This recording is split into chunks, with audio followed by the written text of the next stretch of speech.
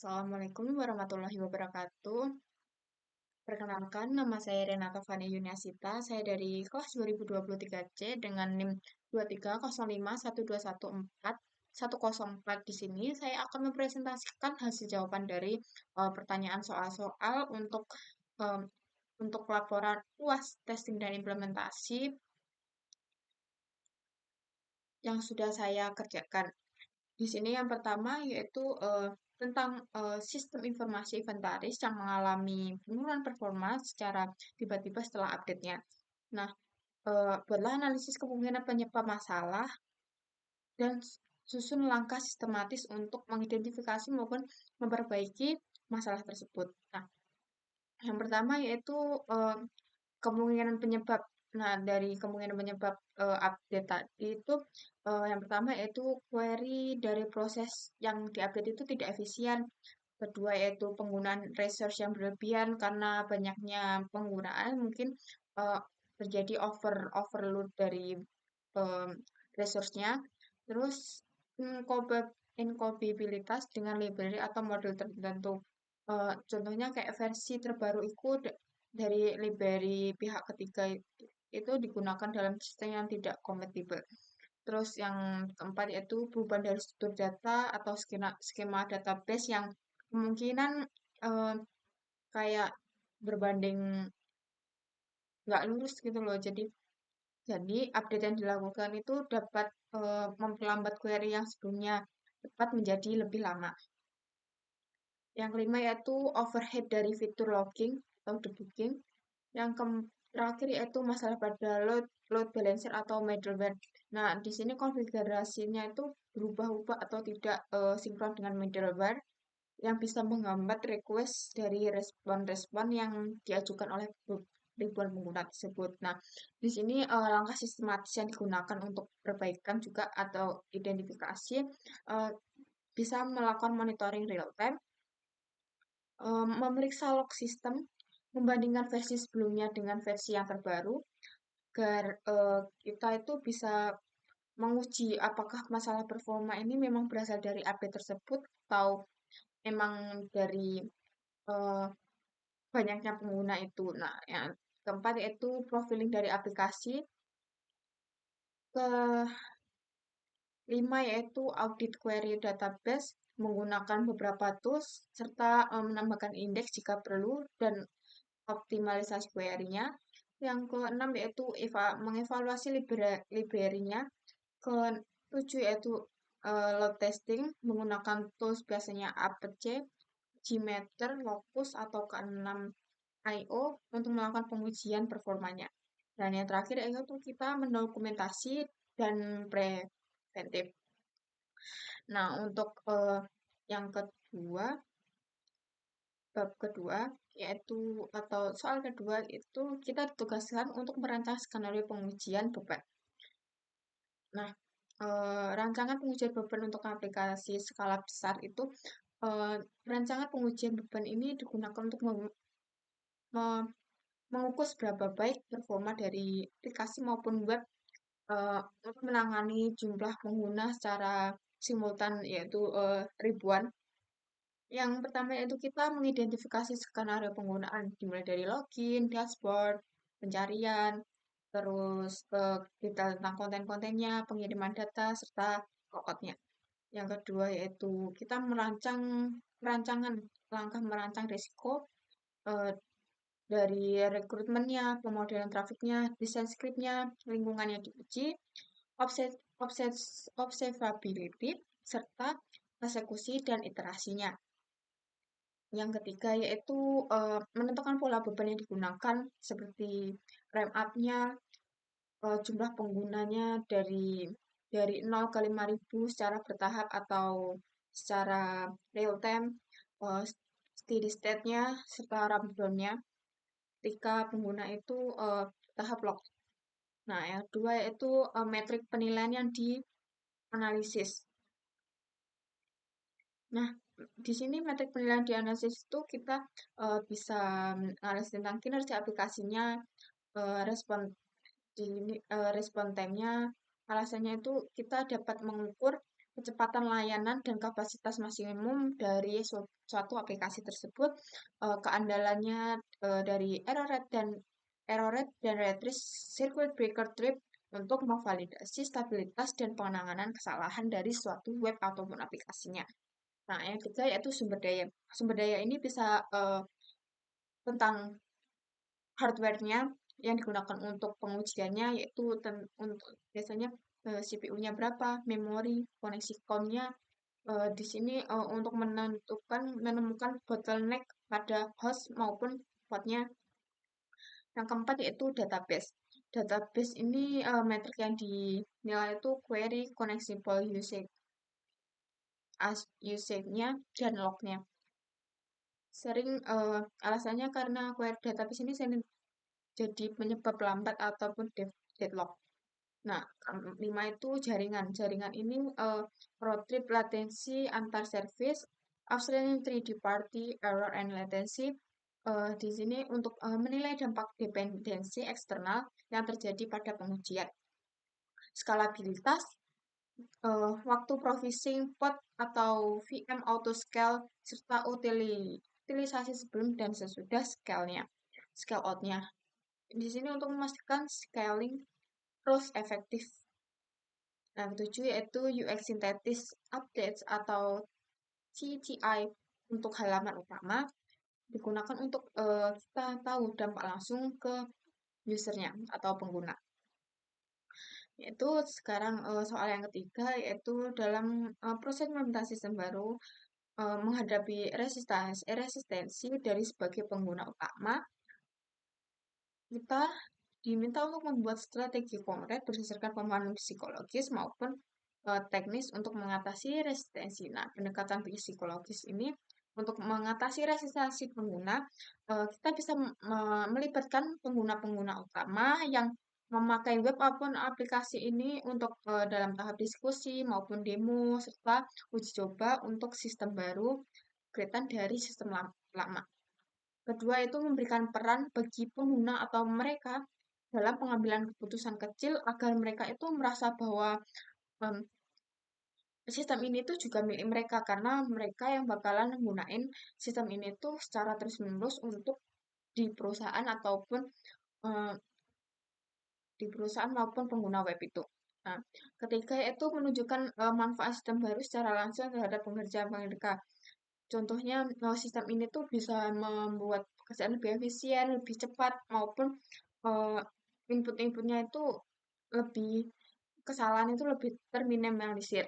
Nah, yang ketiga, yang keempat yaitu menggunakan bahasa sederhana dan contoh nyata dari aktivitas harian pengguna. Mengapresiasi, memberi apresiasi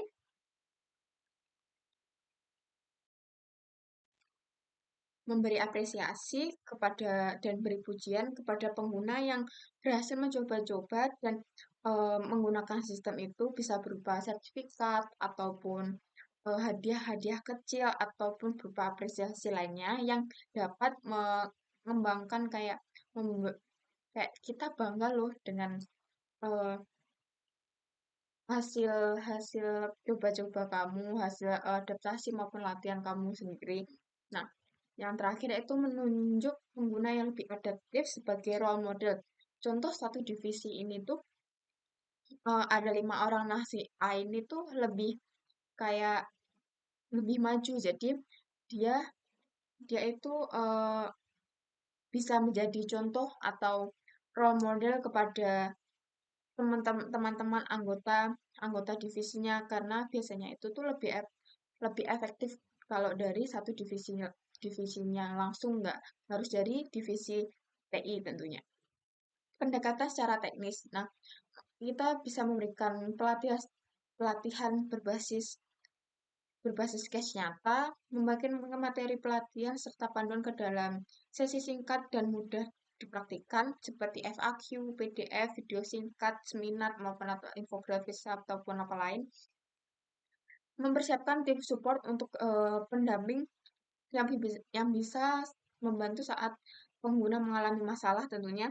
Menjalankan sistem baru di tim kecil dulu, baru memonitor kita bisa memonitoring kendala dan melakukan penyesuaian untuk sebelum implementasi di tim besar maupun skala besar. Setelah sistem ini stabil, baru diterapkan seluruh pengguna agar tidak terjadi kebanyakan error maupun menyebabkan masalah-masalah lain. Yang terakhir itu sistem lama itu biasanya sebagai cadangan maupun referensi selama masa transisi agar tidak kaku pada pengguna-pengguna sistem tersebut. Yang terakhir yaitu eh, kita melakukan monitoring dan umpan balik. Nah, kita bisa membuat jalur umpan balik yang mudah diakses, menindaklanjuti setiap masukan secara terbuka, serta laporkan perbaikan dan perkembangan secara berkala agar sistem itu dapat terus disempurnakan maupun diperbarui. Nah, yang keempat yaitu tentang ketidaksesuaian soal kembali ketidaksesuaian data antar modul. Nah, kategori masalahnya ini akar ketidaksesuaian data itu biasanya integrasi sistem. Nah, akar penyebab utamanya itu data tidak sinkron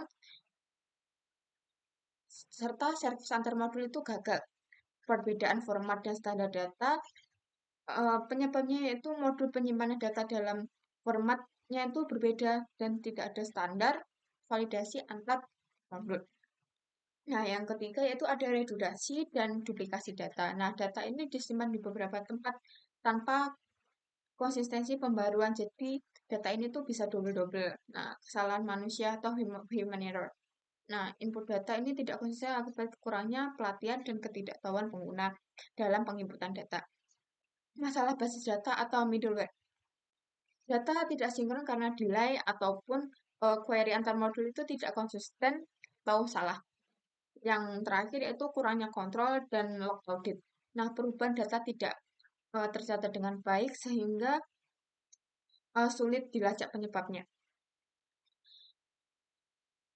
Yang selanjutnya itu tentang prosedur dari pemecahan masalah, pemecahan masalah ketidaksesuaian data antar modul. Nah, yang pertama itu kita mengidentifikasi kategori masalahnya, melakukan audit dan telusuri alur datanya, lakukan sinkronisasi data secara manual dulu, standarisasi format atau dan validasi datanya, memperbaiki integrasi dari sistem, mengimplementasi data governance, memonitoring dan alert otomatis, mengevaluasi dan melakukan pelatihan tentunya. Yang soal kelima yaitu tentang troubleshooting, bug sulit direproduksi. Nah, di sini tuh kita pertama harus memahami gejala bug dengan jelas. Dilakukan dengan mengumpulkan semua informasi awal serta meminta tangkapan layar maupun log aktivitas dari pengguna jika tersedia. Nah, yang kedua yaitu memeriksa log dan memonitoring sistem yang berjalan. Yang ketiga yaitu mencoba reproduksi bug dan melakukan pendekatan dengan pendekatan bertahap. Yang keempat itu menambahkan logging atau tracing tambahan untuk untuk membantu log di bagian kode yang dicurigai yang menyebabkan error tersebut. Nah, yang kelima itu menggunakan teknik debugging tingkat lanjut. Yang keenam melibatkan tim lintas fungsi untuk brainstorming. Kadang bug ini tuh juga disebabkan perbedaan konfigurasi, gaji, versi library, serta deployment-nya. Yang ketujuh yaitu buat simulasi yang terarah. Yang ke-8 yaitu melakukan dokumentasi temuan dan prosesnya. Yang ke-9 yaitu memperbaiki serta memvalidasi setelah akar masalah ditemukan, kita bisa memperbaiki secara terukur dan uji ulang di lingkungan testing. Dan yang terakhir yaitu kita mendeploy dengan melakukan monitoring bertahap. Oke, selanjutnya yaitu soal ke-6 tentang evaluasi sistem berdasarkan KPI. Nah, indikator untuk mengukur sejauh mana evaluasi sistem berdasarkan KPI. Yang pertama yaitu ketersediaan sistem atau sistem availability, di mana indikator ini tuh mengukur sejauh mana sistem itu dapat diakses dan digunakan tanpa mengalami kegangguan. Nah, metode pengumpulan data biasanya dilakukan untuk ketersediaan sistem ini dilakukan dengan memantau log servers, uptime menggunakan tools monitoring seperti Zabbix, atau AWS CloudWatch. Nah, yang kedua yaitu waktu respon sistem atau sistem response time. Nah, waktu respon ini tuh mengacu pada kecepatan sistem dalam menanggapi perintah pengguna, seperti membuka halaman atau memproses data. Nah, waktu respon ini yang cepat meningkatkan kenyamanan dan efisien kerja pengguna. Nah, metode pengumpulan data biasa digunakan untuk waktu waktu respon sistem ini eh, biasanya menggunakan tools seperti Apache Gmeter atau Google Lighthouse untuk mengukur kecepatan respon dalam hitungan detik. Yang ketiga yaitu kepuasan pengguna atau user satisfaction.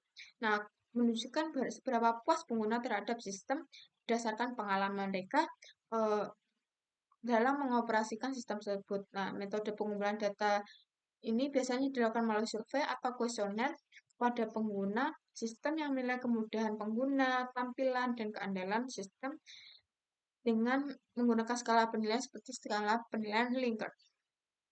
Keempat yaitu akurasi data dan informasi atau data akurasi. Nah, akurasi data ini tuh mengukur keandalan dan kebenaran data disimpan dan ditampilkan oleh sistem. Metode pengumpulan data ini dilakukan dengan cara audit data secara berkala, yaitu membandingkan data dalam sistem dengan dokumen atau sumber asli untuk mengidentifikasi kesalahan dari atau ketidaksesuaian dari data tersebut. Kelima yaitu efisiensi proses bisnis. Business process efisiensi. Nah, indikator ini menilai sejauh mana sistem itu dapat mempercepat dan menyederhanakan proses bisnis yang dilakukan sebelumnya secara manual. Metode pengumpulan data ini biasanya melibatkan studi time.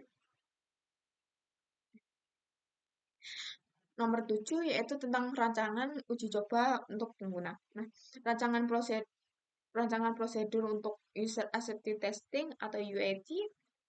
Yang pertama kita mengidentifikasi tipe pengguna duanya dulu, menentukan skenario uji, terus mendesain skrip pengujian, tes script design, keempat yaitu pelaksanaan UAT, test execution, kelima yaitu mendokumentasikan dan mengumpulkan feedback dari pengguna-pengguna sistem tersebut. Nah, yang selanjutnya itu penanganan dari feedback-feedback yang ada. Yang pertama kita mengkategorisasikan masukan tentang bug atau errornya, enhancement-nya, preferensi pribadi. Nah, kita kategorikan itu. Terus yang kedua itu memprioritaskan masukannya, memvalidasi ulang dengan stakeholder. Eh, Keempat yaitu dan terakhir yaitu mendokumentasi final, yaitu dengan membuat laporan hasil UAT. Nah, laporan ini tuh dasar untuk negotiation dalam peluncuran sistem yang selanjutnya. Soal ke-8 yaitu tentang pedoman dokumentasi pengujian untuk menjamin keabsahan hasil uji dari sistem.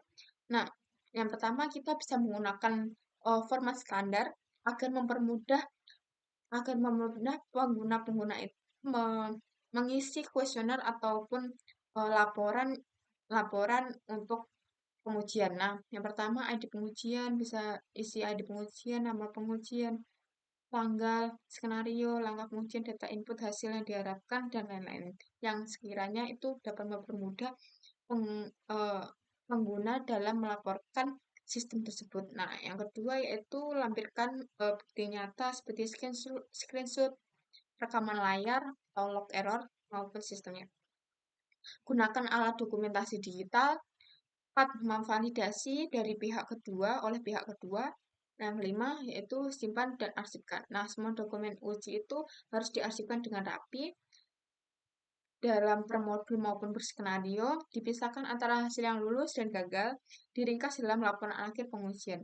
Nah, itu dapat mempermudah audit, evaluasi, dan uji ulang jika diperlukan.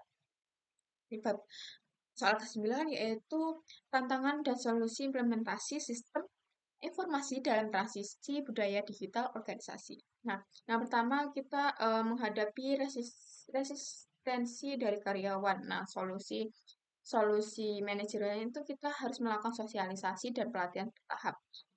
secara teknis kita merancang antarmuka sistem yang sederhana dan mudah digunakan untuk para karyawan tentunya.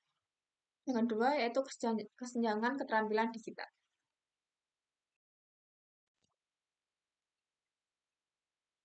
Oke, yang selanjutnya yaitu tentang kesenjangan keterampilan digital. Tantangan ini tidak semua pegawai itu memiliki kemampuan digital tentunya. Nah, solusi untuk manajerialnya yaitu kita menyelenggarakan pelatihan intensif sesuai level pengguna. Untuk teknisnya, kita bisa menambahkan fitur-fitur panduan, tutorial interaktif, serta eh, melakukan bantuan secara langsung dalam sistemnya.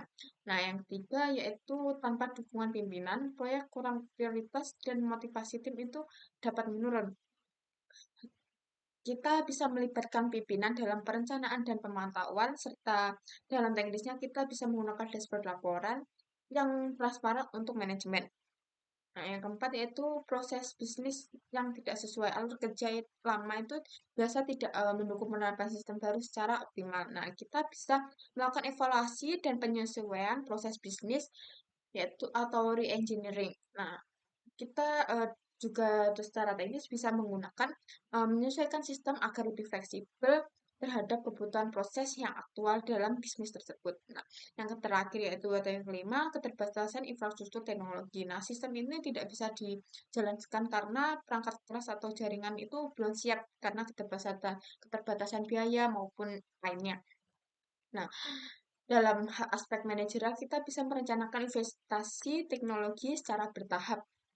Jadi, untuk dengan ini, teknisnya kita bisa menggunakan sistem berbasis cloud agar tidak tergantung pada infrastruktur lokal tentunya. Nah, yang terakhir yaitu bab soal 10 yaitu dampak teknologi baru terhadap pengujian dan implementasi sistem informasi. Contohnya yaitu penggunaan AI dan cloud computing. Nah, pengaruh artificial intelligence atau AI dalam pengujian sistem itu pertama yaitu kita otomatisasi uji coba, bisa mengotomatisasi uji coba. Kedua, yaitu pengujian bisa berbasis prediksi. AI itu dapat menganalisis pola kesalahan dari pengujian sebelumnya tentunya.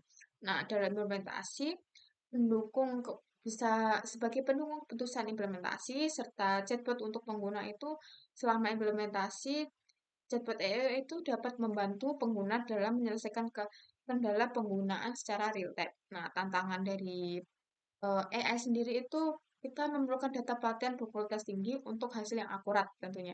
Nah, resiko bias AI itu jika data tidak seimbang dapat menyebabkan masalah tersendiri dalam penggunaan testing maupun implementasi dalam sistem informasi. Nah, yang terakhir itu pengujian AI sendiri itu sulit untuk divalidasi secara konvensional. Yang kedua yaitu pengaruh cloud computing. Nah, dalam proses pengujian sistem, eh, cloud computing itu lingkungan ujinya itu fleksibel, serta dapat tim penguji itu bisa bekerja secara paralel dari berbagai lokasi. Jadi bisa menciptakan kolaborasi global yang fleksibel. Nah, dalam implementasi ini cloud computing itu membutuhkan skalabilitas yang tinggi serta penerapan bertahap itu bisa mudah dilakukan melalui kontrol akses code-nya. Nah, tantangan dari cloud computing sendiri itu yang pertama itu keamanan data. Nah, keamanan data itu perlu keamanan data yang kuat karena data disimpan di luar infrastruktur internal. Karena cloud computing itu biasanya eh, dari pihak ketiga ataupun vendor di base base drive atau penyimpanan di luar internal atau bisa disebut external drive. Ketergantungan pada provider cloud yang terakhir yaitu integrasi dengan sistem lama itu bisa rumit karena jika infrastrukturnya itu tidak disiapkan secara matang. Oke, sekian jawaban dari saya. Wassalamualaikum warahmatullahi wabarakatuh.